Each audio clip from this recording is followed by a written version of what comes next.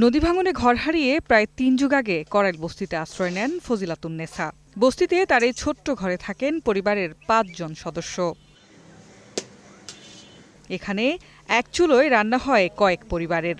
৮ থেকে ১০টি পরিবারের জন্য রয়েছে একটি মাত্র শৌচাগার। এভাবেই কোনো মতে জীবনযাপন করছে বস্তিবাসী। পানির অপর নাম জীবন হলেও এই বস্তিতে দিনে একবার আসে খাবার পানি। এই পানি সংগ্রহ করে সারাদিনের খোরাক বোতল কিংবা ড্রামে রেখে দিতে হয় তাদের। এছাড়াও গ্যাস বিদ্যুতের সমস্যার কথা জানালেন করিম মিয়া।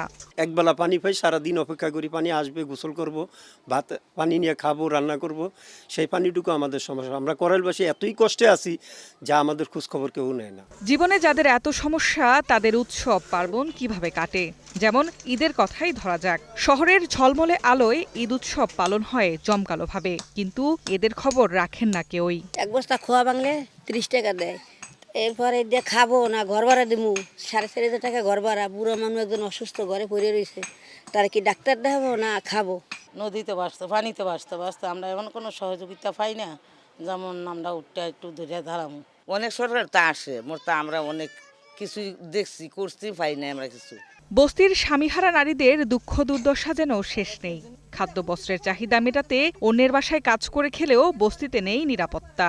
আমরা যে থাকি, আমরা নারী, মেয়ে মানুষ, মায়ের জাত, আমাদের নিরাপত্তা নাই। আমাদের জানের জীবনের নিরাপত্তা নাই। আমাদেরকে ধর্ষণ, নির্যাতন, খুন খারাপি এগুলি কিন্তু করা হয়। গবেষণা বলছে ঢাকায় বস্তিবাসীর 40% জলবায়ু বাস্তুচ্যুত। নদী ভাঙন, প্রাকৃতিক দুর্যোগ, কাজের অভাব সহ নানা কারণে এসব মানুষ গ্রাম থেকে বস্তিতে আশ্রয় নেন।